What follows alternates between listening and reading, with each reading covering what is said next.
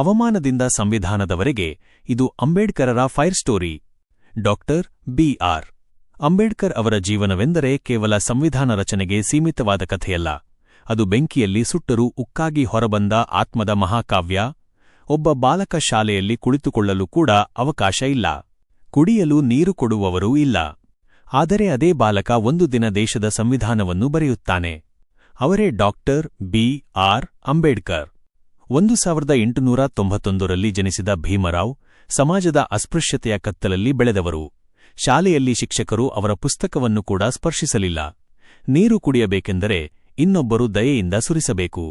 ಒಂದು ದಿನ ಭೀಮರಾವ್ ಬಾಯಾರಿಕೆಯಿಂದ ನರಳುತ್ತಿದ್ದಾಗ ನೀರು ಕೊಡಲು ಯಾರೂ ಮುಂದೆ ಬರಲಿಲ್ಲ. ಆ ಕ್ಷಣದಲ್ಲಿ ಹುಟ್ಟಿತು ಒಂದು ಪ್ರಶ್ನೆ: ನಾನು ಮಾನವನಲ್ಲವೇ? ಈ ನೋವು ಅವರನ್ನು ತಡೆಯಲಿಲ್ಲ, ರೂಪಿಸಿತು. ಅವರು ಜ್ಞಾನವನ್ನು ಆಯುಧವನ್ನಾಗಿ ಮಾಡಿಕೊಂಡರು.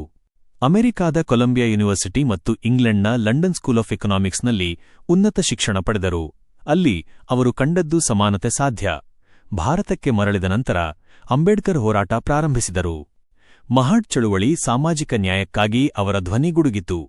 ಅವರು ನೀರು ಕುಡಿಯಲು ಹಕ್ಕು ಕೇಳಿದಾಗ ಅವರ ಮೇಲೆ ದಾಳಿ ನಡೆಯಿತು. ಆದರೆ ಅವರ ಧೈರ್ಯ ಕುಗ್ಗಲಿಲ್ಲ, ಅದು ಬೆಂಕಿಯಾಯಿತು.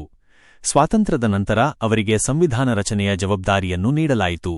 ಅವರು ಬರೆದದ್ದು ಕೇವಲ ಕಾನೂನುಗಳಲ್ಲ, ಪ್ರತಿ ಪದದಲ್ಲಿ ಹೂತು ಹಾಕಿದ ನೋವು, ಸಮಾನತೆ ಮತ್ತು ಮಾನವೀಯತೆ. ಎಲ್ಲರೂ ಸಮಾನರು ಎಂಬ ವಾಕ್ಯ ಅವರ ಜೀವನದ ಪ್ರತಿಬಿಂಬವಾಗಿದೆ. ಅಂಬೇಡ್ಕರ್ ಜೀವನದಲ್ಲಿ ಹಲವಾರು ತ್ಯಾಗಗಳಿವೆ, ಆರೋಗ್ಯ ಸಮಸ್ಯೆಗಳು, ಒಂಟಿತನ ಮತ್ತು ನಿರಂತರ ಒತ್ತಡಗಳಿವೆ. ಆದರೂ ಅವರು ಎದೆಗುಂದದೆ ಮುನ್ನುಗ್ಗಿ ದೇಶಕ್ಕೆ ದಿಕ್ಕು ತೋರಿಸುವ ದಿಕ್ಸೂಚಿಯಾದರು.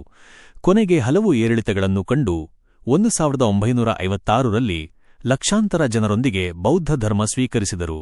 ಇದು ಕೇವಲ ಧರ್ಮ ಬದಲಾವಣೆ ಅಲ್ಲ, ಒಂದು ಮನೋವಿಪ್ಲವ. ಜನ್ಮ ನಮ್ಮ ಆಯ್ಕೆಯಲ್ಲ, ಆದರೆ ಜೀವನದ ಹಾದಿ ನಮ್ಮ ಕೈಯಲ್ಲಿದೆ ಎಂಬ ಪಾಠವನ್ನು ನಮಗೆ ಅಂಬೇಡ್ಕರರು ಕಲಿಸಿದರು. ಸ್ಟೋರಿ: ಸುರೇಶ ಬಳಗಾನೂರು.